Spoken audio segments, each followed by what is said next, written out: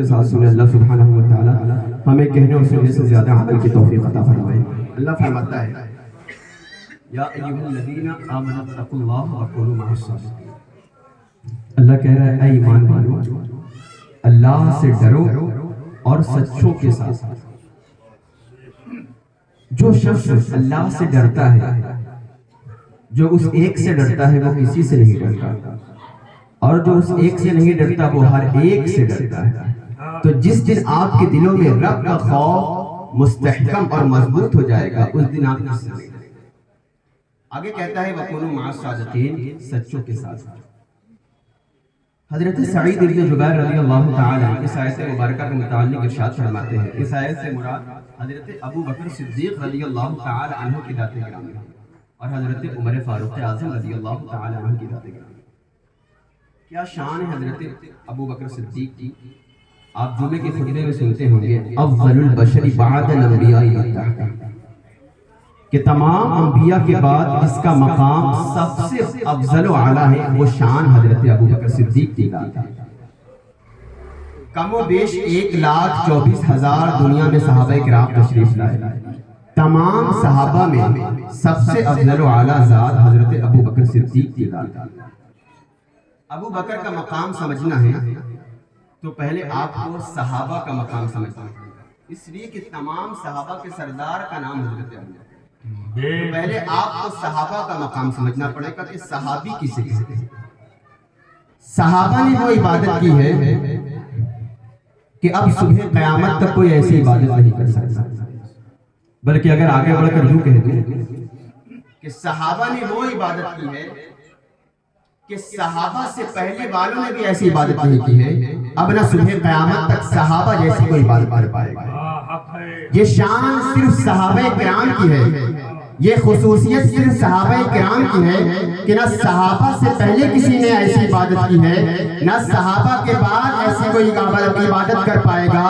یہ مقدر اللہ سبحانہ و تعالیٰ نے ان کے نصیب میں رکھا ہے، یہ سعادت صرف اللہ نے ان کے نصیب میں رکھا ہے، نہ ان سے پہلے والوں نے ایسی عبادت کی ہے، نہ صبح قیامت تک ایسی عبادت کر پائے گا۔ آخر وہ کون سی عبادت ہے کہ جو نہ صحابہ سے پہلے کسی نے کی ہے، نہ صحابہ کے بعد کر پائے گا؟ تو یہ عبادت وہ ہے کہ انہوں نے ایمان کی حالت میں اپنے ماتھے کی نگاہوں سے مصطفیٰ جان رحمت کا دیدار کیا ہے، اور یہ وہ عبادت ہے کہ نہ صحابہ سے پہلے کسی نے کی ہے اور نہ صحابہ کے بعد۔ حق ہے، سچ، بے شک، سبحان اللہ سبحان اللہ۔ بڑے بڑے اولیاء کرام ایک بار خواب میں رسول کو دیکھنے کے لیے پوری زندگی دعائیں کرتے رہے، پوری زندگی روتے رہے، ایک بار خواب میں رسول کو دیکھنے کے لیے۔ لیکن صحابہ وہ ہیں جنہوں نے خواب میں نہیں بلکہ اپنے ماتھے کی نگاہوں سے ایک بار نہیں بلکہ بار بار رسول کو دیکھا ہے، اور رسول کو دیکھنا کیا ہے، خود رسول ارشاد فرماتے ہیں من رآنی فقد رأى الحق، کہ جس نے مجھ محمد عربی کا چہرہ دیکھا گویا اس نے خدا کا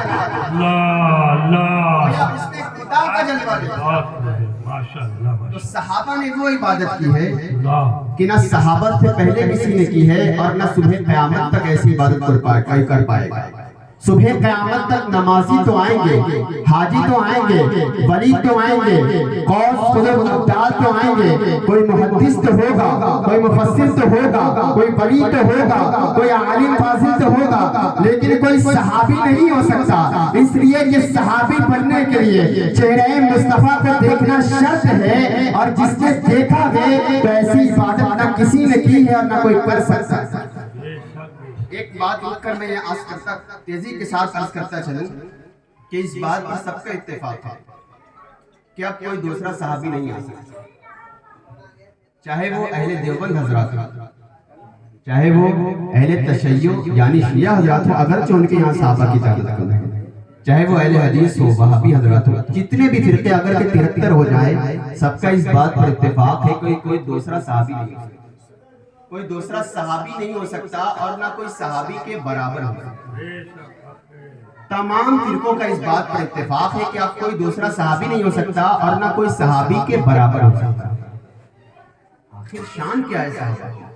مکے میں پیدا ہونا صحابی نہیں بنانا، مدینے میں پیدا ہونا صحابی نہیں بناتا، عربی ہونا صحابی نہیں بناتا، عجمی ہونا صحابی نہیں بناتا، ہجرت کرنا صحابی نہیں بناتا۔ آخر صحابی ہوئے کیسے؟ تو آپ کہیں گے نبی کو دیکھنا صحابی کہلاتا ہے، جو نبی کو دیکھتا ہے وہ صحابی بن جاتا ہے۔ ارے جب سب کا اس بات پر اتفاق ہے کہ جس شخص نے نبی کو دیکھا وہ صحابی بنا، اور صبح قیامت تک کوئی صحابی کے برابر نہیں ہو سکتا۔ ارے جس نبی کو دیکھ کر وہ صحابی بنتا ہے اور صحابی کے برابر کوئی نہیں ہو سکتا، تو بلا شبہ کوئی نبی کے برابر کیسے ہو سکتا؟ سبحان اللہ سبحان اللہ۔ تمہارا بھی اس بات پر اتفاق ہے، ہر مذہب کا اس بات پر اتفاق ہے کہ صحابی کے برابر کوئی نہیں ہو سکتا۔ تو پھر کچھ منہ سے کہتے ہو کہ نبی ہماری طرح ہے، نبی ایسے ہے، نبی ایسے ہے۔ ارے جب تم کہتے ہو کہ صبح قیامت تک صحابی کے برابر کوئی نہیں ہو سکتا، تو بھلا نبی کے برابر کوئی کیسے ہو سکتا ہے؟ تو پھر مجھے کہنے دو، کچھ بشر ہونے کے ناطے تجھے خود سجانے اور کچھ محض بیانی ہی خدا کا جانے کہ اوقات ہی کیا ہے کہ اتنا جانے، فرش والے تیری شوکت کا علو کیا جانے، خسروا عرش میں الٹا کے فرے رہتے۔ نعرہ تکبیر، نعرہ رسالت، نعرہ رسالت، عظمت ابو بکر صدیق، نعرہ تکبیر، نعرہ رسالت۔ بھائی سبحان اللہ سبحان اللہ، بہت خوب حضرت۔ یہ ہے صحابی کی شان کہ جس نے ایک مرتبہ ایمان کی حالت میں رسول کو دیکھا تو اس کے برابر کوئی نہیں ہو سکتا، اس کے برابر، بلکہ اگر بدرجہ اولا یوں پڑھ کر کہہ دیا جائے کہ اس ایک بار رسول کو دیکھنے والے صحابی کا مقابلہ جلیل القدر تابعی حسن بصری جیسا بزرگ بھی اس کا مقابلہ نہیں کر سکتا، چاہے وہ ویسے کرنی ہو۔ بلکہ یوں کہا جائے کہ دنیا کے تمام اولیاء کو ایک پلڑے پر رکھ دیا جائے اور ایک صحابی جس نے ایک مرتبہ ایمان کی حالت میں رسول کو دیکھا ہے، سارے اولیاء مل کر اس ایک بار رسول کو دیکھنے والے صحابی کا مقام کو پورا نہیں کر سکتے۔ ارے جب ایک بار جس صحابی نے رسول کو دیکھا تو اس کا مقام یہ ہے کہ سارے اولیاء مل کر، سارے غوث و قطب مل کر اس ایک بار صحابی دیکھنے والے صحابی کا مقام پورا نہیں کر سکتے۔ تو اس ابو بکر کی شان میں کیسے بیان کروں کہ جس نے ایک بار نہیں بلکہ بار بار رسول کو دیکھا ہے، ہر بار رسول کو دیکھا ہے، کبھی سفر میں ساتھ ہے، کبھی حضر میں ساتھ ہے، کبھی مزاحتہ کے، کبھی غار میں ساتھ ہے، کبھی مدینے میں ساتھ ہے، کبھی مکے میں ساتھ ہے، حتیٰ کہ آج بھی وہ مزار میں ساتھ ہے۔ اور رسول نے ارشاد فرمایا کہ کل قیامت کے دن جب میں اپنی قبر انور سے نکالا جاؤں گا، میرا یہ داہنا ہاتھ ابو بکر کے ہاتھ میں ہوگا، اس طرح ابو بکر نکالے جائیں گے۔ میں کہتا ہوں یہ ابو بکر کا مقام ہے کہ جس کو کوئی بھی صحابی پورا نہیں کر سکتا۔ تو پھر مجھے کہتے ہو، پھر مجھے کہنے دو، پروانے کو شمع اور بلبل کو گل، بس صدیق کے لیے ہے خدا کا رسول۔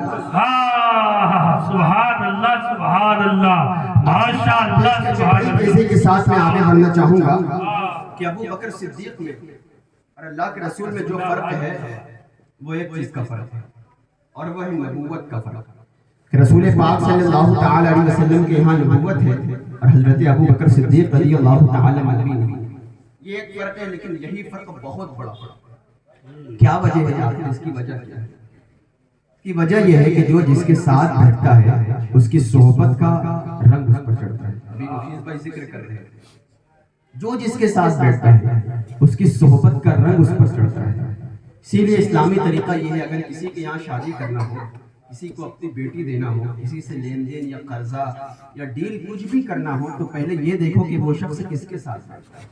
اگر سچوں کے ساتھ بیٹھے گا تو سچا ہوگا، اگر جھوٹوں کے ساتھ بیٹھے گا تو جھوٹا ہوگا، اگر شراب پینے والوں کے ساتھ بیٹھے گا کبھی نہ کبھی ایک حلق میں ضرور اتارا، اگر سگریٹ پینے والوں کے ساتھ بیٹھتا ہے کبھی نہ کبھی ایک پھونک ضرور مارا ہوگا، اگر گٹکا کھانے والوں کے ساتھ بیٹھتا ہے کبھی نہ کبھی ایک چٹکی ضرور حلق میں اتارا ہوگا۔ تو جو جس کے ساتھ بیٹھتا ہے اس کی صحبت کا رنگ اس پر چڑھتا ہے، اس کی صفت کا رنگ اس پر چڑھتا ہے۔ ڈاکٹر کے ساتھ اگر کوئی شخص بیٹھتا ہے، بھلے ڈاکٹر نہیں بن جاتا لیکن دوائیوں کی معلومات بہت زیادہ ہے، जैसा क्या कहने हकीमों के साथ अगर कोई बैठता है तो हकीम नहीं बन जाता, लेकिन जड़ी बूटियों से बहुत ज्यादा आगाह हो जाता है। बहुत खूब। उलमा की सोबत में बैठने वाला आलिम नहीं बन जाता, लेकिन मसाइल बहुत ज्यादा जानने लगता है। तो बिला तमसील जब एक डॉक्टर के साथ बैठने वाला डॉक्टर नहीं बन जाता, डॉक्टर के साथ बैठने वाला भले डॉक्टर की डिग्री नहीं मिलती लेकिन दवाइयों की मालूमात जरूर हासिल कर लेता है। आलिम के साथ बैठने वाला आलिम की सनद नहीं मिलती लेकिन मसाइल बहुत ज्यादा जान लेता है। तो बिला तस्बील व तमसील जो अबू बकर की शान ये है कि वो अबू बकर बचपन से रसूल पाक के साथ बैठता था। तो फिर मुझे कहने दो, तो जो जिसके साथ बैठता है उसकी सोबत का रंग उस पर चढ़ता है। अबू बकर तो हमेशा से खातमुल अंबिया के साथ बैठते थे। तो फिर मुझे कहने दो, जो रसूल का अखलाक वो अबू बकर का अखलाक, जो रसूल का किरदार वो अबू बकर का किरदार, जो रसूल का चलना वो अबू बकर का चलना, जो रसूल की नरम दिली वो अबू बकर की नरम दिली, जो रसूल के लुटाने का अंदाज वो अबू बकर के लुटाने का अंदाज। तो फिर नबी में और अबू बकर में फर्क क्या है? तो किचौचा के उस मुहद्दिस आज़म ने इस फर्क को यूं बयान किया कि मर्तबा हज़रत सिद्दीक़ का ये है सैयद, हर फजीलत के वो जामे हैं नबूवत। नारे तकबीर, नारे रिसालत। हजरत अल्लामा मौलाना कारी साजिद मोहम्मदी हुजूर सैफुल इस्लाम, हुजूर सैफुल इस्लाम, खलीफा हुजूर सैफुल इस्लाम। वाह भाई, सुभान अल्लाह, सुभान अल्लाह। बहुत खूब हजरत इस्लाम, माशाअल्लाह, सुभान अल्लाह। मर्तबा हज़रत सिद्दीक़ का ये है सैयद, हर फजीलत के वो जामे हैं नबूवत। हजरत अबू बकर सिद्दीक क्या शान है, ऐसे ही तमाम सहाबा में अफजलियत नहीं है। एक मर्तबा रसूल पाक सल्लल्लाहु ताला अलैहि वसल्लम ने जंग की तैयारी कर रहे थे तो फरमाया माल व असबाब की ज़रूरत है, जंग में जाने के लिए हर चीज़ की ज़रूरत पड़ती है। तो सहाबा बयान करते हैं किसी ने 5%, किसी ने 10% माल रसूल पाक की बारगाह में लाकर कुर्बान कर दिया। हजरत उमर कहते हैं कि मैं 50% माल अल्लाह के रसूल की बारगाह में लाकर 50% माल, जाने जितनी जोड़ी कपड़े थी मैंने सबका आधा कर लिया, जितना पैसा मेरे पास था सबका आधा कर लिया, जितना घर मकान जितनी दौलत थी सबका आधा कर लिया और 50% माल अल्लाह के रसूल की बारगाह में लाकर कुर्बान कर दिया। हजरत उमर कहते हैं कि मैं ये समझ रहा था कि आज मैं हजरत अबू बकर से नेकी में आगे निकल जाऊं, इसलिए कि सारे सहाबा जानते थे कि अबू बकर अफजल है तो हर अमल में अफजल है। हजरत उमर कहते हैं कि मैं 50% कम नहीं होता, 50%। आज भी बहुत सारे ऐसे लोग हैं कि अगर रमजान के महीने में 2.5% ज़कात देना होता है तो बड़ी तावीलें निकालते हैं, लेकिन सहाबा की शान देखिए कि 50% हजरत उमर माल लेकर आए और समझ रहे थे कि मैं नेकी में हजरत अबू बकर से आगे निकल जाऊंगा। क्या शान है सहाबा की कि नेकी में तकाबुल, नेकी में मुकाबला कर रहे हैं। आज हम दुनियावी चीजों में मुकाबला करते हैं कि यार इसने ऐसा किया तो हम भी ऐसा करेंगे, इसने फला काम कर दिया तो हमने ये करना है, लेकिन सहाबा तो फिर सहाबा है, खूबसूरत इस्लाम, माशाअल्लाह। सहाबा तो फिर सहाबा है, नेकी में आगे निकल सोच रहे थे कि मैं हजरत अबू बकर से आगे निकल जाऊंगा, लेकिन कुर्बान जाऊं। जब हजरत अबू बकर सिद्दीक तशरीफ लाए तो अपना सर का इमामा भी उतार कर रसूल पाक के कदमों में, अल्लाहु अकबर, अपना जूता भी उतार कर रसूल की कदमों में कुर्बान कर दिया कि किसी जंगी के काम आ जाए। हजरत अबू बकर एक बोरिए का टाट का लिबास अपने जिस्म पर ज़ैफ़्रान फरमाते हैं और दरख्तों की टहनी तोड़कर उसकी बटन लगा दिया। अल्लाह के रसूल ने पूछा, माँ अबू बकर घर में क्या छोड़ा है? ये अंदाज देखकर कि टाट का बोरिए का लिबास अबू बकर ने पहना है, सारी चीजें मुस्तफा जान रहमत के कदमों में कुर्बान कर दिया। पूछा, माँ बका लिया ली? उमर कहते हैं मैं 50% माल लेकर आया, रसूल ने मुझसे नहीं पूछा, लेकिन अबू बकर का ये अंदाज देखकर अल्लाह के रसूल ने पूछा, माँ बका लिया ली? अबू बकर घर में क्या छोड़कर आया? हजरत अबू बकर कहते हैं कि जिस तवे पर मेरी बीवी रोटी पकाती थी मैं वो तवा भी लेकर आया, जिस बर्तन में मेरे बच्चे खाना खाते थे मैं वो बर्तन भी लेकर आया था।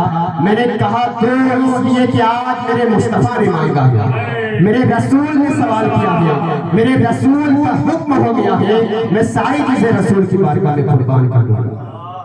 आज हमसे बड़ा आशिक रसूल कोई नहीं है। आज हम इतने बेअमल हैं लेकिन हमसे बड़ा आशिक रसूल कुछ नहीं है।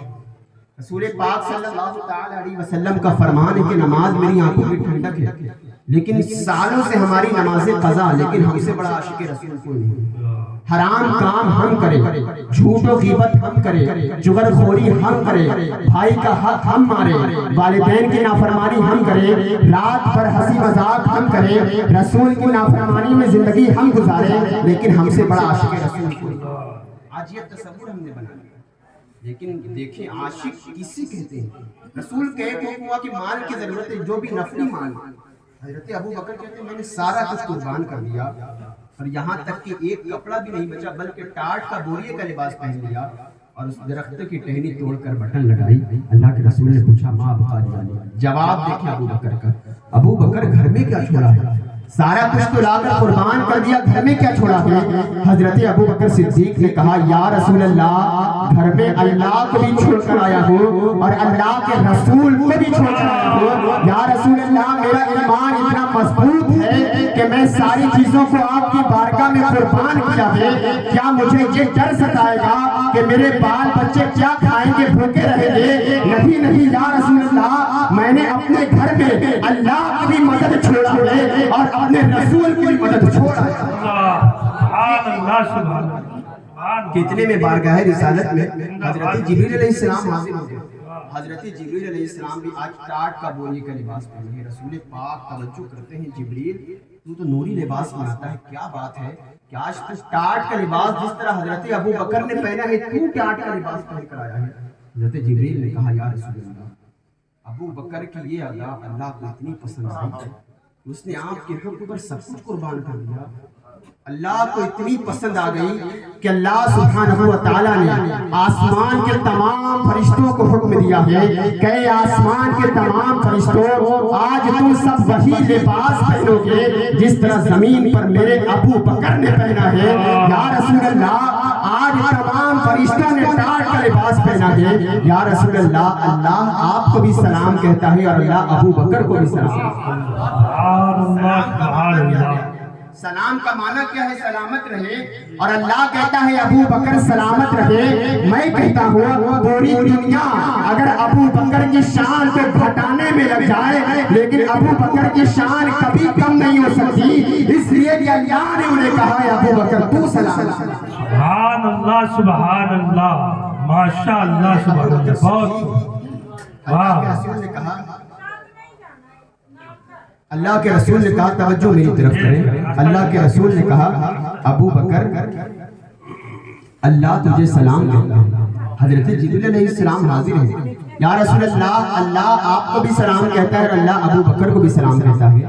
یا رسول اللہ، آپ ابو بکر سے پوچھیں کہ ابو بکر اللہ سے راضی ہے یا نہیں۔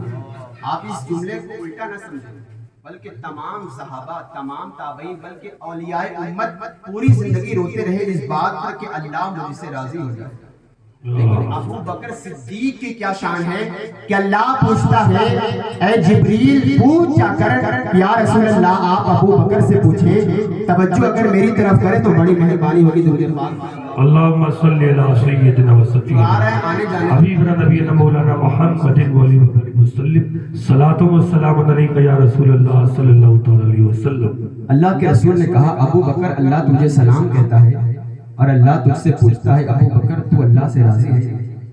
سارے اولیاء اس بات میں روتے رہے کہ مولا مجھ سے راضی ہو جا، لیکن ابو بکر صدیق کی کیا شان ہے کہ رسول کہتے ہیں کہ اے ابو بکر اللہ کہتا ہے اللہ تجھے سلام بھی کہتا ہے اور اللہ یہ بھی کہتا ہے اے ابو بکر تو اللہ سے راضی ہے یا نہیں۔ اقبال کا قلم جوش میں آیا، فرمایا خودی کے پر اتنا بلند کہ ہر تقدیر سے پہلے خدا خود بندے سے مجھے بتا تیری۔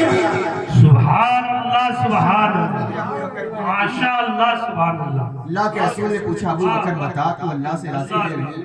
سن کر حضرت ابو بکر صدیق رضی اللہ تعالی عنہ زہر و خطار ہونے لگے، مولا یہ کیسے ہو سکتا ہے؟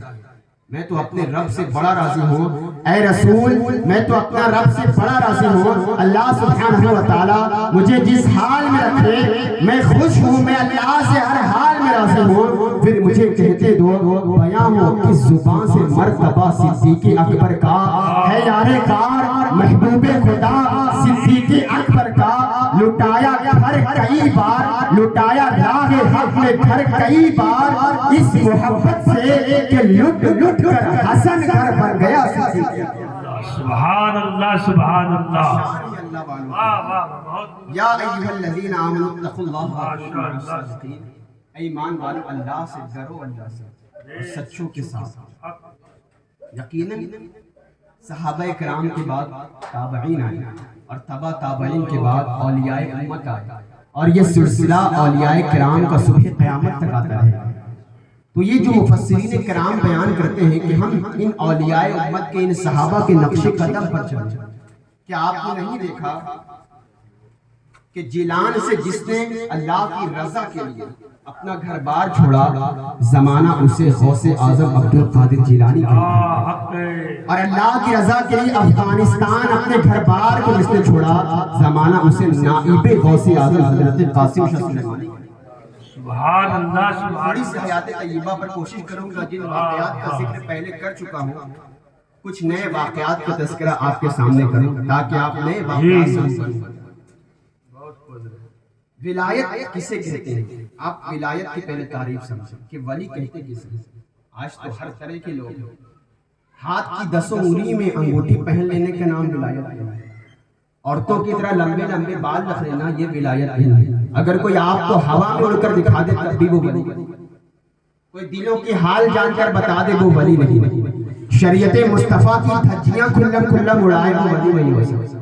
ولایت پھر کہتے کسے ہیں؟ رسول پاک ارشاد فرماتے ہیں الذین اذا رؤوا ذکر اللہ، ولی وہ ہوتا ہے جسے دیکھ کر خدا یاد آئے، جس کا چہرہ دیکھ کر خدا یاد آ جائے۔ یہی وجہ ہے آپ روایتوں میں پڑھے حضرت قاسم شاہ سلیمانی علیہ رحمت و رضوان وہ شان کے مالک تھے کہ مائیں اپنا بچہ آپ سے چھپاتی تھی۔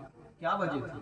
آپ اٹھا کر پڑھیں کہ ماں اپنا بچہ حضرت قاسم کو دیکھنے سے چھپاتی تھی کہ اگر کوئی بچہ حضرت قاسم کو دیکھتا چھپا لیتی تھی۔ اس کی وجہ یہ تھی کہ حضرت قاسم شاہ سلیمانی علیہ رحمت و رضوان اتنے نورانی چہرے والے تھے کہ جو بھی ایک بار دیکھ لیتا آپ کا دیوانہ ہو جاتا، اور یہی وجہ ہے کہ آپ کے جتنے مریدان اور خلفاء تھے وہ اپنے نام کے ساتھ دیوانہ لگاتے تھے، چاہے وہ حسن دیوانہ ہو، چاہے وہ اسماعیل دیوانہ ہو، چاہے وہ کبیر دیوانہ ہو، سارے مریدان اپنے نام کے ساتھ دیوانہ لگاتے تھے۔ اس کی وجہ یہ تھی کہ جو بھی آپ کا چہرہ دیکھتا دیوانہ، حقیقت کی روشنی بھائی، سبحان اللہ سبحان اللہ، بچے کو دیکھنے سے چھپاتی تھی کہ اس لیے کہ جو بھی دیکھتا دیوانہ ہو جاتا۔ شان کی حضرت قاسم شاہ سلیمانی، اللہ کے رسول صلی اللہ تعالی وسلم نے فرمایا جسے دیکھ کر خدا یاد آئے۔ حضرت قاسم شاہ سلیمانی رحمت و رضوان کی جب ولایت کا چرچا جب بہت زیادہ اونچا ہونے لگا تو چند حاسدین پیدا ہوئے۔ آج بھی ایسا ہوتا ہے کہ اگر کسی کو عزت ملنے لگتی ہے تو چند حاسدین پیدا ہوتے ہیں، اور بہت ایسا ہوتے ہیں کہ کسی کی مال و دولت دیکھا تو ہضم نہیں ہوتا، کسی کا کاروبار دیکھا تو ہضم نہیں ہوا، کسی کی اولادیں دیکھی تو ہضم نہ ہوا، کسی کا گھر کاروبار دیکھا تو ہضم نہ ہوا، کسی کی شہرت عزت دیکھی تو ہضم نہ ہوا، اور پھر کرتے کیا ہیں وہ کسی پنڈت کے پاس کسی غیر کے پاس جا کر منتر کراتے ہیں۔ میں کہتا ہوں ارے حسد کرنے کی ضرورت کیا ہے؟ اللہ کے خزانے میں کوئی کمی ہے؟ رب کے خزانے میں کوئی کمی ہے؟ بلکہ آپ کو تو یہ چاہیے تھا کہ اگر آپ کسی کا کاروبار، کسی کی اولاد، کسی کا گھر دیکھیں تو دعائیں کریں کہ مولا جس طرح تو نے اسی عطا کیا ہے مجھے بھی عطا کر۔ یہ شان جب آپ کے اندر پیدا ہو جائے گی تو اللہ اس کو بھی کروڑوں دے گا اور تجھے بھی کروڑوں دے گا، تب بھی اس کے خزانے قدرت میں کوئی کمی نہیں۔ بے شک حق ہے، سچ ہے۔ حسد کرنا، بغض رکھنا، کینہ رکھنا چھوڑے، دیکھیں تو دعائیں دیں، اور اللہ سے جس طرح مولا تو دے اس سے دے سکتا ہے تو مجھے بھی تو دے سکتا ہے۔ اس کے خزانے میں کوئی کمی ہے، جلنے کی کوئی ضرورت نہیں، بلکہ اپنے دلوں کو صاف رکھیں۔ تو میں یہ عرض کر رہا تھا حضرت قاسم شاہ سلیمانی کہ جب ولایت عروج پر جانے لگی تو چند حاسدین پیدا ہوئے۔ آپ کا ایک مرید تھا حضرت قاسم شاہ سلیمانی کا، جس کا نام حسن خان دیوانہ ہے، اور یہ مجذوب بزرگ تھے۔ مجذوب کسے کہتے ہیں آپ جانتے ہیں؟ مجذوب اسے کہا جاتا ہے جو اللہ کی یاد میں اپنے آپ کو فنا کرے، یعنی اسے اپنے لباس کا، اپنے کھانے پینے کا، اپنا کچھ بھی ہوش نہ ہو، اللہ کی یاد میں اپنے آپ کو فنا کرے۔ حضرت حسن دیوانہ مجذوب بزرگ ایسے ہی حال تھا، اور ان کے زبان پر ایک ترانہ میاں خدا میاں خدا میاں خدا کرتے کرتے ادھر ادھر نکل پڑا، یعنی ایسی مجذوبیت طاری تھی کہ چند حاسدین حضرت قاسم شاہ سلیمانی علیہ رحمت و رضوان کے حاسدین حضرت حسن دیوانہ کو، حسن دیوانہ میاں خدا کرتے کرتے جا رہے تھے، 4-5 حاسدین حضرت قاسم کے ملے، ارے یار یہ تو حضرت قاسم شاہ سلیمانی کا مرید ہے جو میاں خدا کرتے کرتے معاذ اللہ پاگلوں کی طرح جا رہا ہے۔ حسد دل میں اور زیادہ ابھار کرتی ہے، انہوں نے حضرت حسن دیوانہ کو پکڑا، چونکہ مجذوبیت طاری تھی، وہ اپنے میں مست رب کی بارگاہ الہی میں اللہ کی یاد میں اپنے آپ کو فنا کیا ہوا تھا۔ ان 4-5 حاسدین نے مل کر حضرت حسن دیوانہ کو قتل کر، صرف کس بنیاد پر؟ حسد کی بنیاد۔ حضرت قاسم کے مریدان کی تعداد اتنی بڑھ رہی ہے اور ان کا عروج اتنا زیادہ ہو رہا ہے، اس حسد ان کے اندر اتنا ابھرا کہ انہوں نے حضرت حسن دیوانہ کو قتل کر دیا، یہاں تک کہ حضرت حسن دیوانہ کا ایک سر ایک کنویں میں پھینکا اور آپ کا دھڑ ایک کنویں میں پھینکا، قتل کر کے سر پھینک دیا۔ لیکن 5 حاسدین حیرت زدہ ہیں کہ قتل تو کر دیا، سر تو کنویں میں پھینک دیا، لیکن سر سے پھر بھی میاں خدا کی آواز، سر سے پھر بھی میاں خدا کی آواز آ رہی ہے۔ انہوں نے اس پر توجہ نہیں دیا، انہوں نے کہا چلو ہم حضرت قاسم شاہ سلیمانی کی بارگاہ میں چلتے ہیں اور ان کی ولایت کے امتحان لیں گے، ان کی ولایت کا ہم تذکرہ کریں گے، ان سے امتحان لیں گے۔ اور انہوں نے 4-5 حاسدین نے مل کر 4-5 بکرا آپس میں طے کیا اور کہا کہ ہم اپنا الگ الگ بکرا خریدتے ہیں اور حضرت قاسم کی بارگاہ میں 5 بکروں کو ملا کر پیش کریں گے، اور حضرت قاسم اگر ان بکروں کی دعوت ہمارے لیے کریں گے اور اس کے بعد جس کا جو بکرا تھا اسے عطا کریں گے تو ہم یہ سمجھ جائیں گے حضرت قاسم بہت بڑے۔ خیر سب نے اپنا الگ بکرا خریدا اور حضرت حسن دیوانہ کو تو چونکہ قتل کر دیا تھا، قتل کرنے کے بعد اپنا بکرا خریدا اور حضرت قاسم شاہ سلیمانی کی خدمت میں حاضر ہوئے، اور جس کا جو بکرا تھا 5 بکرا آپس میں مکس کر کے حضرت قاسم کی بارگاہ میں تحفتاً پیش کیا۔ حضرت قاسم شاہ سلیمانی علیہ رحمت و رضوان، جو ولی ہوتا ہے اس کو اللہ سبحانہ و تعالیٰ کشف کا علم عطا فرماتا ہے۔ کشف آپ جانتے ہیں کسے کہتے ہیں؟ کشف اسے کہا جاتا ہے کہ دلوں کا حال جاننا، یعنی اگر آپ کے دل میں کوئی بات ہے، کوئی سامنے والا ولی ہے، میں جا رہا ہوں ابھی میں نے کچھ کہا نہیں، وہ پہلے ہی سے اسے سوال میں بتا دیا جواب دیا، اسے کشف کہتے ہیں۔ حضرت قاسم شاہ سلیمانی رحمت و رضوان بڑے کشف والے بزرگ تھے، جیسے ہی وہ 5 اپنا بکرا لے کر مکس کر کے پہنچے، حضرت قاسم شاہ سلیمانی رحمت و رضوان ان کی نیتوں کو سمجھ گئے، فوراً مریدان کو حکم دیا کہ بکرا ذبح کر کے دعوت بناؤ۔ بکرا ذبح کر دیا گیا اور ان مہمانوں کے سامنے کھانا پیش کیا گیا۔ حضرت قاسم شاہ سلیمانی نے 5 بکرے کے سر کو منگوایا اور جس کا جو بکرا تھا اس کے سر اس کے آگے آ گیا۔ سارے 5 حاسدین دیکھ کر حیرت زدہ ہو گئے، یار یہ کیسے ہو گیا؟ ہم نے جو سوچا کہ واقعی حضرت قاسم نے تو سارا معاملہ پورا کر دیا۔ خیر 5 حاسدین نے کھانا کھایا، کھانے سے جب فارغ ہوئے تو حضرت قاسم شاہ سلیمانی کا یہ معمول تھا کہ جب کوئی شخص کھانے سے فارغ ہو جاتا تو حضرت حسن دیوانہ جو مجذوب بزرگ تھے وہ مہمانوں کا ہاتھ دھلاتے تھے۔ دعوت سے فارغ ہو جائے حسن دیوانہ کو تو قتل کر کے آئے تھے، جب کھانے سے فارغ ہو گئے حسن دیوانہ کو آواز دیا، بیٹا حسن دیوانہ ان مہمانوں کا ہاتھ دھلا۔ آواز دیا، بھلا حسن دیوانہ کیسے آ گیا؟ ان کو تو انہوں نے قتل کر دیا تھا۔ سارے 5 حاسدین مل کر گویا اندر ہنسنے لگے۔ اب دیکھتے ہیں حسن دیوانہ کیسے آتے ہیں۔ اب حسن دیوانہ کیسے آتے ہیں؟ چونکہ ہم تو ان کو قتل کر کے ان کا معاملہ صاف کر کے آئے ہیں، اب وہ کیسے آئیں گے؟ دوسری مرتبہ حضرت قاسم نے آواز دی، حسن دیوانہ مہمانوں کو جلدی ہاتھ دھلا۔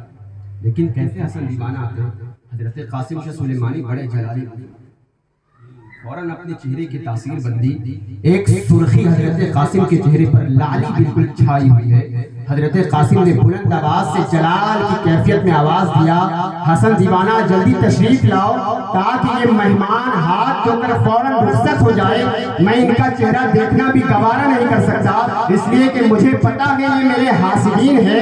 اتنا کہنا تھا کہ حضرت حسن دیوانہ دوڑے دوڑے آئے، آپ کے کپڑے پر خون کے چھینٹے تھے، آپ کی گردن پر خون کے چھینٹے تھے۔ حسن دیوانہ یہ تمہاری کیفیت کیسی ہے؟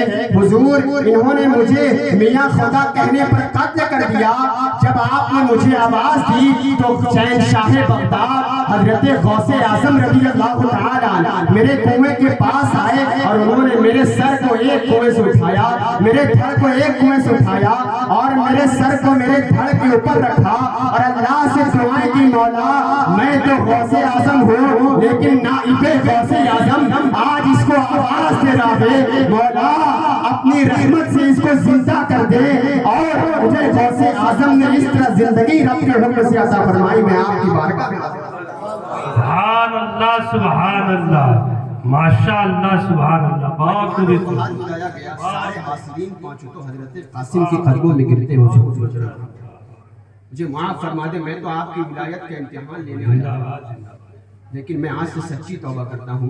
حضرت قاسم نے ان کو معاف فرمایا اور آپ کی صحبت میں رہ کر وہ بھی آپ کی نگاہ فیض سے شامل ہو کر وہ بھی آگے چل کر ولی بنی. نگاہ ولی میں وہ تاثیر دیکھی بدلتی ہزاروں کی تقدیر. یہ شان حضرت قاسم کی معمولی ہستی نہیں ہے. آج ہمیں اس کا احساس تک نہیں ہوگا. آج ہم اتنے جلالی بزرگ کے پاس اگر آپ بھی جاتے ہوں گے تو آپ دیکھتے ہوں گے کیسا لوگوں نے آج اس کی بے ادبی کی, لیکن حالانکہ ایسا ہونا نہیں چاہیے. اگر ہمیں واقعی حضرت قاسم کا فیض چاہیے تو ہمیں مؤدب ہو کر حاضری دینے کی ضرورت ہے. کہیں بھی بزرگان دین کی مزارات پر حاضری دے تو مؤدب ہو کر حاضری دے. اس لیے کہتے ہیں با ادب با نصیب بے ادب بد نصیب. جو ادب کرتا گیا بھلے وہ کن ذہن رہے, اللہ کی رحمت اس پر شامل ہے. خیر آگے بڑھتا ہوں. حضرت قاسم کی صحبت میں رہ کر وہ بھی آگے چل کر بلی بن گئے. چونکہ چند تذکرے آپ نے کر دیا ہے. حضرت قاسم شاہ سلیمانی علیہ الرحمت و رضوان کی جب ملاقات جہانگیر بادشاہ سے ہوئی, غالباً یہ واقعہ پچھلی مرتبہ میں نے ذکر کیا, تو جہانگیر بادشاہ نے آپ کو چنار کے قلعے میں بند کروایا. چنار کا قلعہ آپ دیکھ رہے ہیں, چنار کے قلعے میں حضرت قاسم کو بند کروا دیا. اس قلعے کا گورنر باقی خاں تھا, اس نے قلعے میں حضرت قاسم شاہ سلیمانی کو بند کر دیا, لیکن اس کا بس نہیں چل رہا. وہ خود بیان کرتا ہے کہ حضرت قاسم کو میں نے قلعے میں بند کر دیا اور چابی میرے پاس, لیکن جب نماز کا وقت ہوتا تو بیڑی حضرت قاسم کے ہاتھ سے اچانک ٹوٹ جاتی اور حضرت قاسم شاہ سلیمانی بالکل اطمینان ہو کر نماز ادا کرتے. چند دن تو ایسا گزرا, لیکن جس طرح وقت گزرتا گیا تو وہ خود باقی خواہ بیان کرتے ہیں کہ میرے ہاتھ میں تالے کی چابی تھی, لیکن حضرت قاسم شاہ سلیمانی کبھی اس پہاڑ پر, کبھی اس پہاڑ پر, کبھی یہ دریا کے کنارے, کبھی وہاں وضو کرتے, کبھی وہاں نمازیں پڑھتے دکھائی دیتے. جب رات کا وقت ہوتا تو وہیں آپ قید میں بند رہتے.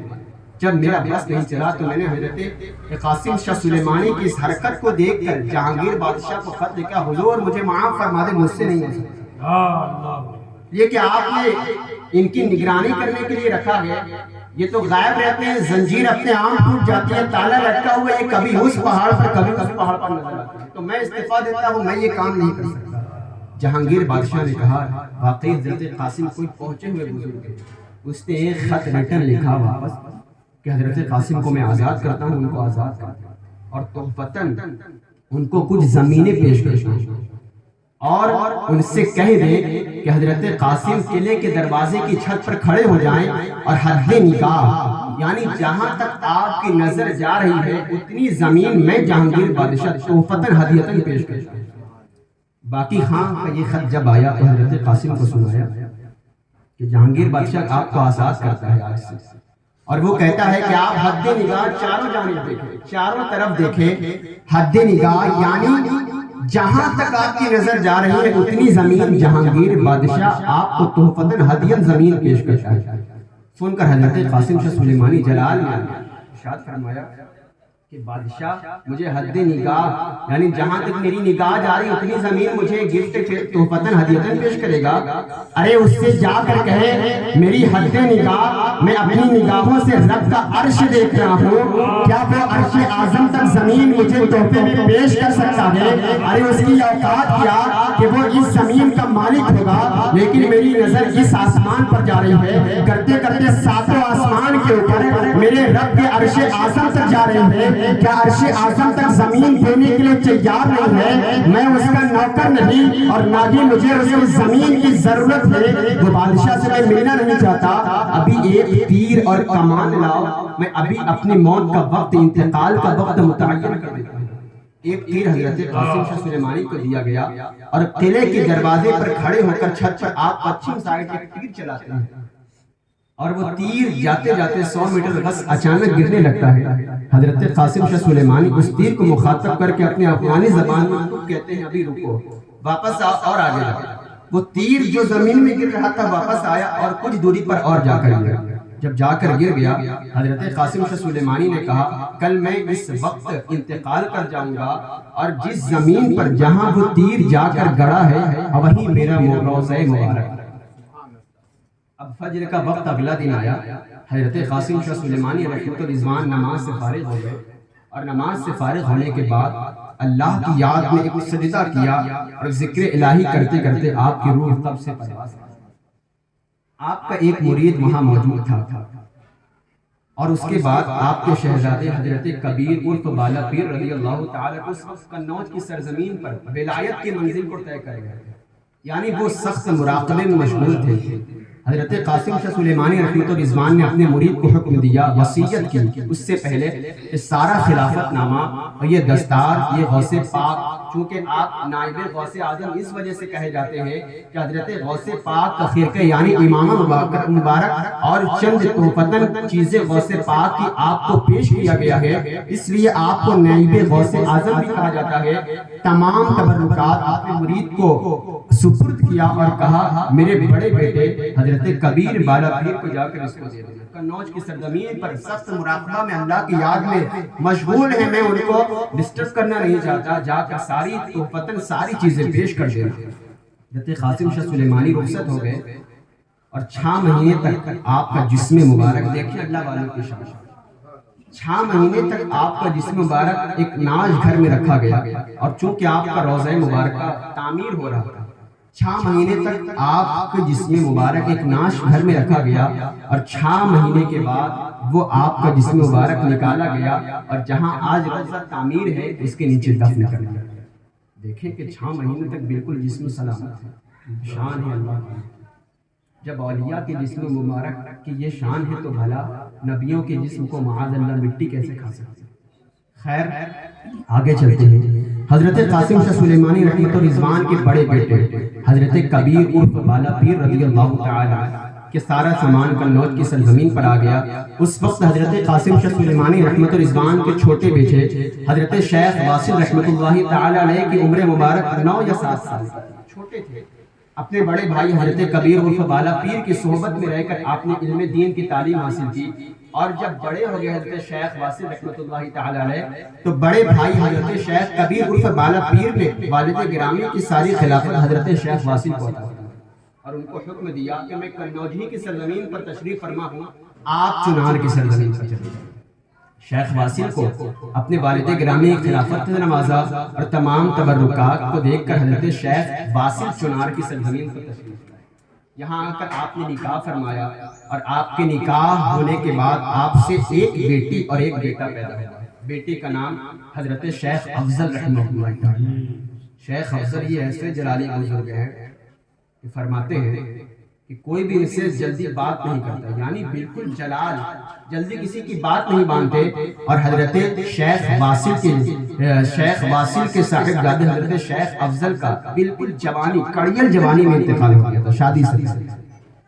بڑا غم ستایا حضرت شیخ واصل کو، اور جو آج چھوٹے روضے میں جو مزار ہے، بیچ والی مزار تو حضرت شیخ واصل رحمۃ اللہ تعالی علیہ کی ہے، جو حضرت قاسم سلیمانی کے چھوٹے صاحبزادے ہیں، اور داخلی جانب حضرت شیخ افضل رحمۃ اللہ تعالی علیہ جو حضرت قاسم کے پوتے ہیں ان کی مزار ہے، اور دوسری جانب جو بائیں جانب مزار ہے وہ حضرت شیخ واصل کے دوسری بیوی سے اولاد پیدا ہوئی تھی، اس کے بیٹے ہیں، وہ بھی حضرت قاسم کے پوتے ہیں۔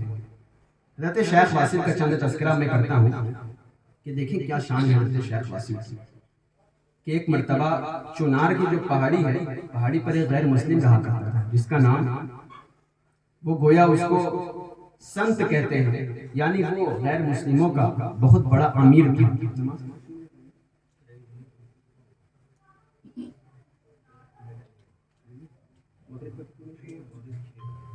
ایک مرتبہ درود پاک پڑھ اللہم صلی علی سیدنا مولانا محمد وبارک وسلم صلی اللہ علیہ وسلم۔ چند باتیں پیش کر کے میں بڑی تیزی کے ساتھ رخصت ہو جاؤں گا کیونکہ نماز کا بھی وقت ہو گیا ہے۔ حضرت شیخ واصل رحمۃ اللہ تعالی علیہ کا ولایت کے امتحان لینے کے لیے چنار پہاڑی پر ایک سنت رہا کرتا تھا، بابا نول بیر جس کا نام تھا۔ بابا نول بیر یعنی وہ غیر مسلموں کا امیر تھا، جس کو اس کو پنڈت کہہ گئے، وہ امیر تھا۔ وہ حضرت قاسم کے صاحبزادے شیخ واصل کے پاس آیا کہ چلے دیکھیں ان کی بڑی عزتیں ہیں، بڑی شہرت ہے، لوگ ان کو ولی کہتے ہیں، آج میں ان کا امتحان لیتا ہوں۔ ایک غیر مسلم پنڈت سنت سادھو بابا نولبیر جس کا نام تھا، اس نے اپنے دماغ میں 3 سوال طے کیا کہ میں 3 سوال حضرت شیخ واصل یعنی جو حضرت قاسم کے صاحبزادے چھوٹے والے ہیں ان سے 3 سوال کروں گا، اگر اس کا جواب دے دیا تو میں سمجھ جاؤں گا آپ ولی ہیں۔ بابا نولبیر حضرت شیخ واصل کی خدمت میں آئے۔ پہلا سوال انہوں نے اپنے دل میں یہ رکھا تھا کہ جو چیز میں نے کبھی نہیں دیکھا تھا، پہلا سوال جو چیز میں نے کبھی نہیں دیکھا تھا وہ حضرت شیخ واصل مجھے دکھا دے۔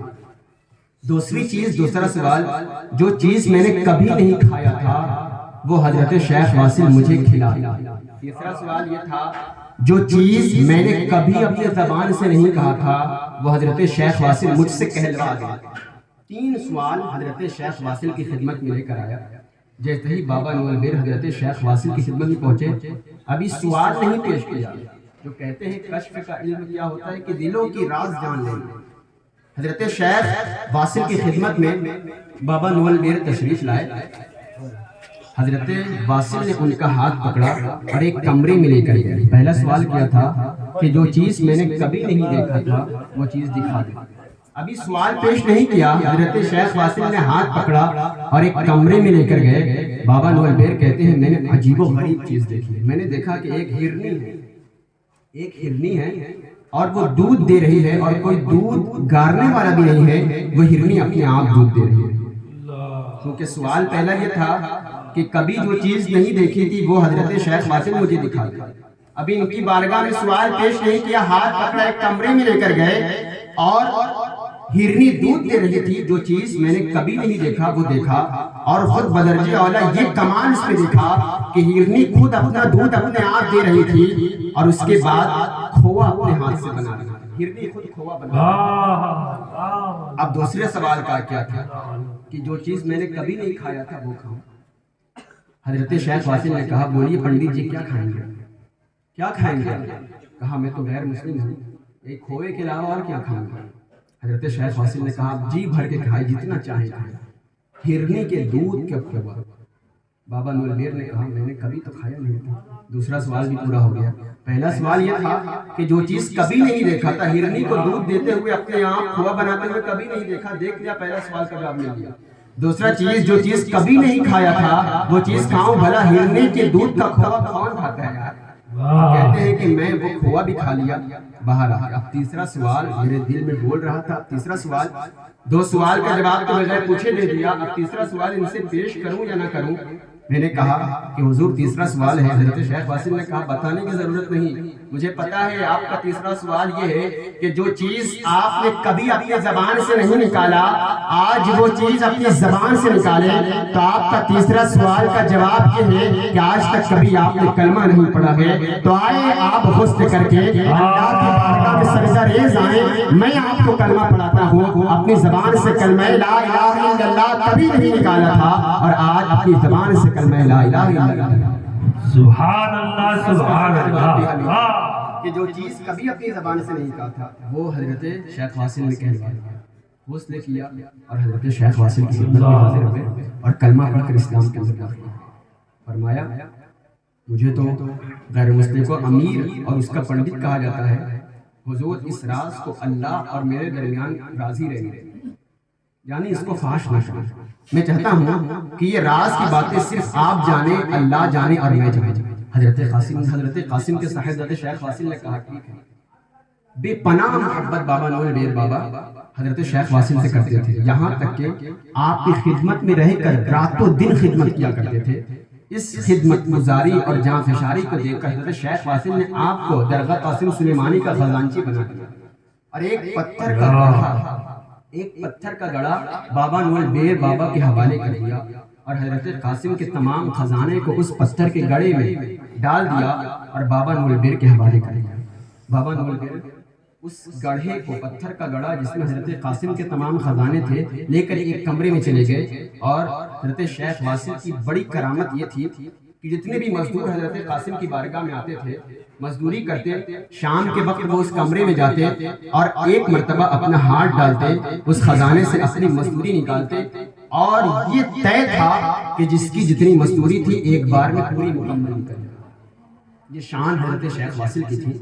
تو ایک مرتبہ کا واقعہ ایسا ہوا کہ شام کے وقت تمام مزدور کاریگر اس کمرے میں داخل ہوتے، اس گڑھے میں ایک گولا تھا، اس گڑھے میں ہاتھ ڈالتا اور اپنا حصہ اپنی مزدوری نکال لیتا۔ ایک دن ایسا ہوا کہ ایک مزدور کی نیت خراب تھا، اس نے سوچا کہ کوئی دیکھنے والا بھی نہیں، اکیلا میں ہوں۔ اس نے ایک مرتبہ ہاتھ ڈالا اور پوری مزدوری نکالی، پوری مزدوری نکل گئی۔ اس نے سوچا دیکھنے والا نہیں، کوئی نہیں، دوبارہ ہاتھ ڈالتا۔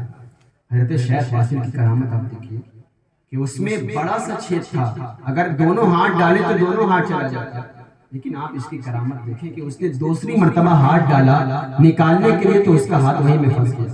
شاید ہو سکتا ہے کہ بارہا آپ نے یہ کرامتیں سنی ہوگی، لیکن جب اس نے دوسری مرتبہ ہاتھ ڈالا تو ہاتھ پھنس گیا۔ بابا نور بیر بابا دیکھا ضرور اس نے خیانت کی ہوگی۔ حضرت شیخ واصل کی خدمت میں پہنچے کہ حضور اس نے ایسی خیانت کی اور اس کا ہاتھ پھنس گیا۔ حضرت شیخ واصل نے کہا قرآن اٹھا کر دیکھے، جو چوری کرتا ہے اس کا ہاتھ کاٹا جاتا ہے، چوری کرتا ہے اس کا ہاتھ کاٹا جاتا ہے، تو اب عبرت کا نشان بن جائے، اب اس کا ہاتھ بھی کاٹا جائے۔ حضرت شیخ واصل کے حکم پر وہ روتا رہا، لیکن اس کا ہاتھ کاٹا گیا، اور پھر اس کے بعد جو اس کے خون کے نشان اس پتھر پہ گرے، آج بھی اگر آپ چاہیں تو دیکھ سکتے ہیں۔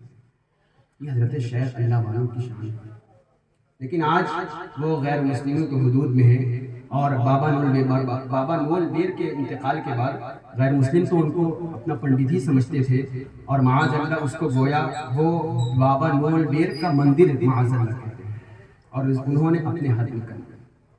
تو خیر کہنے کا مطلب یہ ہے کہ یہ شان اللہ والوں کی ہے۔ آج بھی حضرت قاسم کا وہ گنبد آج بھی جگمگا رہا ہے۔ وجہ کیا ہے کہ جو اللہ اور اس کے رسول کی فرما برداری کر کے جاتا ہے، صبح قیامت تک اس کا نام چلتا رہتا ہے، اور آپ کے شہزادوں کی مزار پاک بھی آج بھی وہی زندہ کرامت موجود ہے۔ ضرورت اس بات کی ہے، محفل کا مقصد یہاں آ کر صرف جانا نہیں ہوتا، بلکہ محفل کا مقصد یہ ہوتا ہے ہم آئیں تو اپنے دل کو بدل کر جائیں۔ آخری بات پیش کر کے بڑی تیزی کے ساتھ میں رخصت ہو جاؤں گا کہ محفل کا مقصد ہی یہی ہوتا ہے ہم آئیں تو اپنے دل کو بدل کر جائیں۔ اللہ کے رسول صلی اللہ تعالی علیہ وسلم حجۃ الوداع کے موقع پر صحابہ کرام کو خطبہ دیا، آخری واقعہ آپ سنیں۔ خطبہ دیا کہ جس کو میرے ساتھ حج کرنے آنا ہے میرے ساتھ آ جائے۔ اللہ کے رسول کے اس فرمان پر 1,20,000 صحابہ کرام جمع ہو گئے، حج کے فرائض کو انجام دیا پہنچ کر۔ اللہ کے رسول نے آخری خطبہ دیا، یہ رسول پاک کی زندگی کا آخری خطبہ تھا۔ اللہ کے رسول نے اس آخری خطبے میں تمام چیزوں کو بیان کیا، حتیٰ کہ پڑوسیوں کے حقوق، بچوں کے حقوق، والدین کے حقوق، یہاں تک کہ رسول نے ارشاد فرمایا تم میں کا کوئی فخر نہ کرے امیر غریب پر، غریب امیر پر، کالا گورے پر، گورا کالے پر۔ اللہ کی بارگاہ میں جو سب سے زیادہ مقبول ہے وہ تمہارا تقویٰ ہے، تمہارا عمل صالح ہے، وہی اللہ کی بارگاہ ہے، اس کے علاوہ کوئی چیز نہیں۔ آخری بات اللہ کے رسول نے ارشاد فرمایا کہ اللہ کے اس کے بندے کی جانب سے اشارہ دیا جا رہا ہے کہ اگر وہ اللہ کی طرف آنا چاہتا ہے تو اس کے لیے اجازت ہے، اور اگر وہ دنیا میں رہنا چاہتا ہے تو بھی اس کے لیے اجازت ہے، لیکن اللہ کے اس بندے نے اپنے رب کی طرف واپس لوٹنے کو اجازت طلب کر لی ہے اور گوارا کر لیا ہے۔ 1,20,000 صحابہ کرام جمع تھے، جو بات کوئی سمجھ نہ پایا وہ صداقت کے تاجدار حضرت ابو بکر سمجھ گئے، رونے لگے اور سمجھ گئے کہ وہ اللہ کا بندہ کوئی اور نہیں بلکہ رسول پاک خود اپنی بات کر رہے ہیں۔ اللہ کے رسول اب زیادہ دن ہمارے درمیان تشریف فرما نہیں رہیں گے بلکہ ہمارے درمیان سے رخصت ہو جائیں گے۔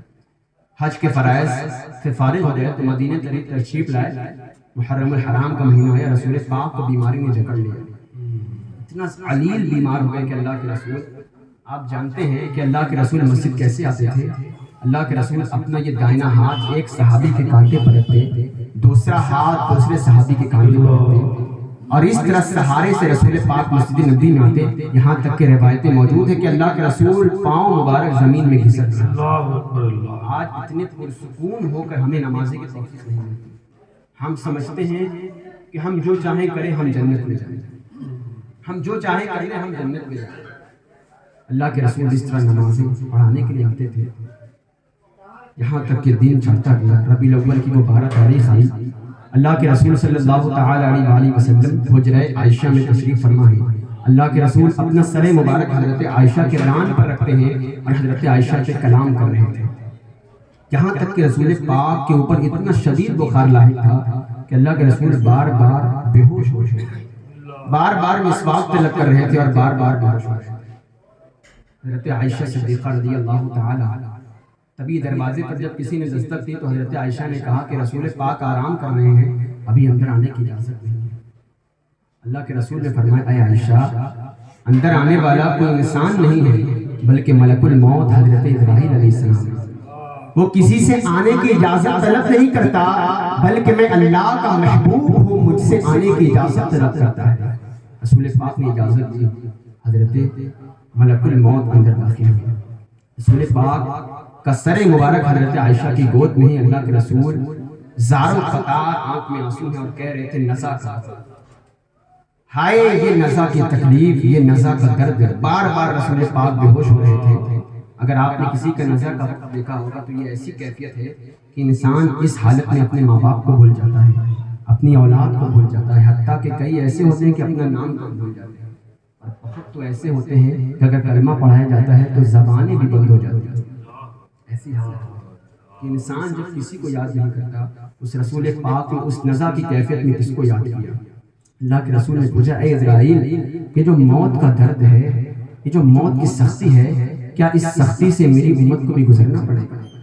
دیکھیں کہ اپنی آل اولاد کو، اپنے اصحاب کو نہیں یاد کیا، یاد کیا تو اپنی امت کو یاد کیا. فرمایا یہ جو موت کا درد ہے، موت کی سختی ہے، کیا اس سختی سے میری امت کو بھی گزرنا پڑے گا؟ حضرت اسرائیل نے کہا یا رسول اللہ، یہ سختی ہر ایک کے لیے بنائی گئی ہے، یہ درد ہر ایک کے لیے بنایا گیا ہے. یہ سن کر اللہ کے رسول زار و قطار رونے لگے، واہ امتی، مولا میری امت اس درد کو کیسے پار کرے گی، اس سختی کو کیسے پار کرے گی؟ اللہ سبحانہ و تعالیٰ کب اپنے محبوب کے رونے کو گوارا کرتا؟ اللہ سبحانہ و تعالیٰ نے ارشاد فرمایا محبوب غم نہ کرے.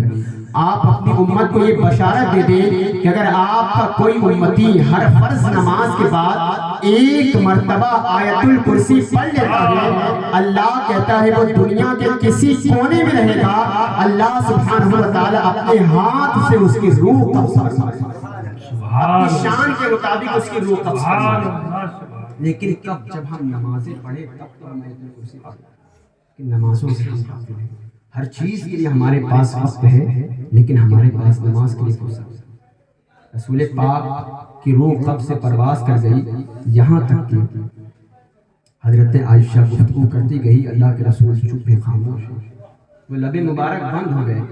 تھوڑی دیر کے بعد حضرت ابو بکر اندر تشریف لائے، رسول پاک کی پیشانی مبارک کو بوسہ دیا اور کہا انا للہ و انا الیہ راجعون. حضرت عائشہ نے کہا بابا جان آپ ایسا جملہ کیوں استعمال کرتے ہیں؟ حضرت ابو بکر صدیق نے کہا اے عائشہ آپ کے رفیق حیات اور ہم سب کے درجات، ہم سب کے سرتاج اللہ کے رسول ہم سے رخصت ہو گئے. حضرت عائشہ کہتی ہیں پہلی مرتبہ کسی کی روح قبض کرتے ہوئے میں نے اپنی آنکھیں سے دیکھا. حضرت فاطمہ تشریف لائی، کہتی ہیں مولا فاطمہ پر اس سے زیادہ بوجھل اور اس سے زیادہ سخت دن کبھی نہیں گزرا کہ آج میرے والد گرامی ہم سے رخصت ہو گئے.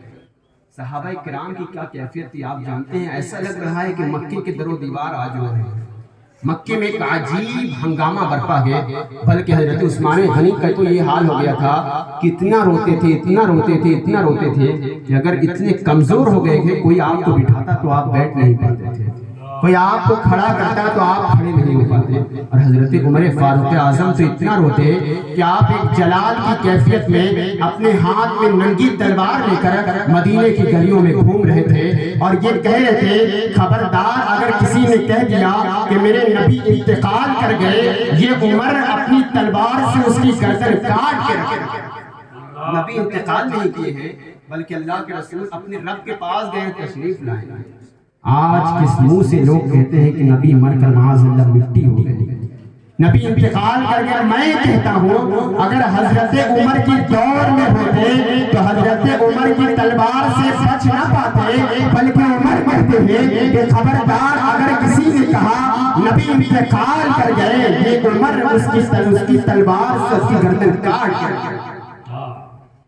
یہ شان تھی حضرت عمر. اللہ کے رسول پیر کے دن سوموار کے دن رخصت ہو گئے اور 2 دن آپ کا جنازہ رکھا گیا. فرشتوں کی جماعت، صحابہ کرام کی جماعت آتی گئی، درود السلام کا نذرانہ پیش کرتی گئی. حجرہ عائشہ میں رسول پاک کی لحد مبارک کھو دی گئی. لحد میں اترنے والے خوش نصیب صحابی رسول حضرت عباس رضی اللہ تعالی اور حضرت علی رضی اللہ تعالی فرماتے ہیں کہ اللہ کے رسول کو لحد میں رکھ دیا گیا اور لاکھوں کی تعداد میں صحابہ کرام تشریف فرما ہے. سارے صحابہ زار و قطار پھوٹ پھوٹ کر رو رہے ہیں کہ ایک آخری نظر رات اس رسول پاک کو دیکھ لیں کہ جس کے اوپر اب قبر مبارک بچھا دی جائے گی. ایک آخری نظر اس رسول کو دیکھ لیں کہ جس کا چہرہ دیکھ کر ہم سکون حاصل کیا کرتے. سارے صحابہ رسول کی ارد گرد قبر کے تشریف فرما ہے کہ ایک آخری نظر رسول کو دیکھ لیں. حضرت عباس کہتے ہیں کہ میں نے اللہ کے رسول کے چہرے مبارک سے کپڑا ہٹا دیا. لحد مبارک میں رسول لیٹے ہیں، تشریف فرما ہے، چہرے سے کپڑا ہٹایا. صحابہ کرام ایک ہنگامہ برپا ہے، دیکھتے ہیں کہ جیسے ہی کپڑا ہٹا رسول پاک کے لب مبارک ہل رہے تھے. اللہ کے رسول کے لب مبارک ہل رہے تھے. حضرت عباس کہتے ہیں یہ منظر دیکھ کر گویا میرے اوپر ایک خوف کی کیفیت طاری ہو گئی، ایک لرزہ لرزنے لگا. میں نے سوچا رسول پاک کے لب مبارک ہل رہے ہیں. میں نے اپنا کان اللہ کے رسول کے لب مبارک کے قریب کیا کہ دیکھیں کون سے الفاظ نکلتے ہیں. تو جب حضرت عباس کہتے ہیں میں نے اپنا کان اللہ کے رسول کے لب کے مبارک قریب کیا تو اندر سے آواز آئی تھی رب اغفر لامتی فانہم یعلمون، مولا میری امت کو بخش دے یہ مجھے نہیں جانتا. اے امتیوں، کیا ہم نے یہ سمجھا کہ ہم نے رسول کی میلاد کی محفل سجائی اور ہم نے حضور کی محبت کا حق ادا کر دیا؟ وہ لحد مبارک بند کر دی گئی اور وہ لحد کا ٹکڑا عرش اعظم سے افضل بنا. آج بھی وہ ہرا گنبد ہم سنیوں کے سینے کا سکون ہے، ہماری جان ہے. رسول پاک آخری وقت میں یہ کہا تھا کہ جو شخص جس سے محبت کرے گا اس کو اسی کے ساتھ اٹھایا جائے گا. اگر رسول پاک کی محبت میں زندگی گزارتے ہو تو غم نہ کرنا، ہمارا حشر اس کے ساتھ ہوگا کہ جس کی بارگاہ میں فرشتوں بھی ادب سے آتے تھے. اور اگر خبردار مغربی تہذیب کو، کلچر کو فالو کر کے زندگی گزارتے ہو، آج کے فلمی ایکٹر کو دیکھ کر زندگی گزارتے ہو، تو یہ بھی غم نہ کرنا تمہارا حشر فرعون کے ساتھ، نمرود کے ساتھ، قارون کے ساتھ، شداد کے ساتھ ہوگا. تمہارے اوپر ہے تمہارا حشر کس کے ساتھ. ہم کہاں جا رہے ہیں؟ آج ہم نے اللہ کے رسول کے کردار کو خدارہ ہم نے پیٹ کے پیچھے پھینکا ہے اور پھر ہم رونا روتے ہیں کہ ہم ذلیل ہیں، ہم رسوا ہیں، ہم کمزور ہیں، اللہ ہماری مدد نہیں کرتا. ارے جب 313 صحابہ تشریف فرما تھے تو جب رسول پاک کی فرما برداری میں زندگی گزار رہے تھے تو اللہ نے ہزاروں کافروں کے اوپر 313 کو آج ہم رونا روتے ہیں کہ ہم تو ذلیل ہیں، ہم تو اللہ کی مدد نہیں کرتا. کیسے مدد کرے گا؟ رسول کے کردار کو ہم نے پیٹ کے پیچھے پھینک دیا اور ان ایکٹروں کے کردار کو آج ہم نے سینے سے لگایا. یہاں تک کہ حال یہ رہ گیا کہ ان کا اٹھنا بیٹھنا، ان کا چلنا دیکھ کر ہم اپنا طرز عمل گزارتے ہیں. کوئی پھٹی پینٹ پہنتا ہے تو نوجوان پینٹ پہن کر پھٹی پہن رہا ہے، کوئی کان میں بالیاں پہنتا ہے تو نوجوان کان میں بالیاں پہن کر، کوئی کسی کی چلنے کا انداز دیکھتا ہے تو نوجوان ایسے چلتا ہے، کوئی مسکرانے کا انداز دیکھتا ہے تو نوجوان اس کی طرح مسکرانے کی کوشش کرتا ہے. میں کہتا ہوں آؤ رسول پاک کی زندگی میں کس چیز کی کمی ہے، کس ادا کی کمی ہے. آؤ اگر ادا دیکھنی ہے تو رسول پاک کی ادا دیکھو. جب مسکراتے تو اندھیرے میں اجالا ہو جاتا. اگر ادا دیکھنی ہے تو رسول پاک کی ادا دیکھو. جب بولے تو منہ سے نور نکلتا ہے. اگر ادا دیکھنی ہے تو رسول پاک کی ادا دیکھو. جب چلے تو پتھر آپ کو سلام کرے. اگر ادا دیکھنی ہے تو رسول پاک کی ادا دیکھو. جب ہاتھ اٹھا دے تو آسمان پر چاند ٹکڑے ہو جائے. اگر ادا دیکھنی ہے رسول پاک کی ادا دیکھو کہ اگر لعاب دہن ابو بکر کے پاؤں پر لگائے تو زہر کے اثرات ختم ہو جائیں. اگر ادا دیکھتے ہیں رسول پاک کی زلف مبارک کو دیکھو کہ قرآن جس کو فتوحہ کہتا ہے تو ضروری ہے کہ ہم اس رسول کی زندگی گزار کر اپنی زندگی گزارے تو ہم دنیا میں بھی کامیاب رہیں گے اور آخرت میں بھی کامیاب رہیں گے. اقبال کہتے ہیں کہ محمد سے وفا تو نے تو ہم تیرے ہیں. ارے یہ جہاں چیز ہے کیا لوح و قلم تیرے ہیں، لوح و قلم تیرے. یہ جہاں چیز ہے کیا لوح و قلم تیرے ہیں. اور آج لے ان کی پناہ، آج مدد مانگ ان سے، پھر نہ مانیں گے قیامت میں اگر مان گیا. اور انہیں جانا انہیں مانا نہ رکھا خیر سے ساتھ للہ الحمد میں دنیا سے مسلمان ہوں۔ رسول کے کردار کو جس دن ہم نے عمل کر لیا ہم سر تن کے چلیں گے، ہم کامیاب رہیں گے، لیکن آج ہم نے اس رسول کے کردار کو اپنے پیٹھ کے پیچھے پھینک دیا ہے۔ تو ضروری ہے محفل کھانے پینے شور شرابہ کے لیے نہیں ہوتی، بلکہ محفلیں اسی وجہ سے سجائی جاتی ہیں، ہم آئیں تو اپنا مردہ دل کو زندہ کر کے جائیں، اپنے ضمیر کو جگا کر جائیں، اپنے رب کے حضور سچی توبہ کر کے جائیں۔ اس لیے کہ جو شخص اللہ کی بارگاہ میں ایک آنسو بہا لیتا ہے، اللہ سبحانہ و تعالیٰ ایک آنسو سے اس کے سارے گناہوں کو دھو ڈالتا ہے۔ ضرورت اس بات کی ہے کہ ہم اپنے رب کے حضور سچی توبہ کریں، ایک نئی زندگی گزارنے کی شروعات کریں، اس لیے کہ ہر انسان کو اپنا اپنا حساب ضرور دینا ہے۔ کون دنیا میں ہمیشہ کے لیے آیا ہے؟ ہر انسان کو جانا ہے۔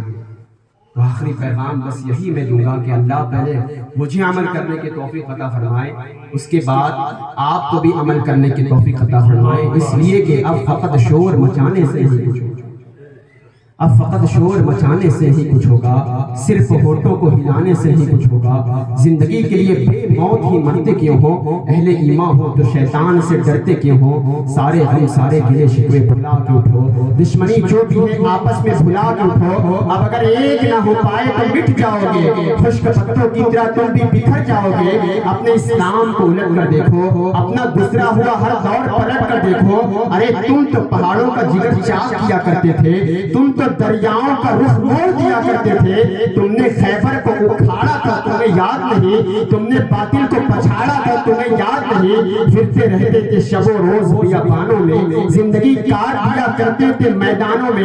خود کو پہچانو کہ تم لوگ وفا والے ہو، مصطفیٰ والے ہو، مومن ہو، خدا والے ہو، اور کفر دم توڑ کے ٹوٹی ہوئی شمشیر کے ساتھ تم اگر نکل آؤ نعرہ تکبیر کے ساتھ، اپنے اسلام کی تاریخ الٹ کر دیکھو، اور کوئی عبادت کی چاہت میں رویا، کوئی عبادت کی راحت میں رویا، عجیب ہے یہ نماز محبت کا سلسلہ اقبال، کوئی ادا کر کے رویا، کوئی قضا کر کے رویا۔ اللہ سبحانہ و تعالی ہمیں اور آپ کو عمل کرنے کی توفیق عطا فرمائے، آمین۔ وآخر دعوانا الحمدللہ رب العالمین۔ ایک دو شعر صلاۃ و سلام کا پڑھیں۔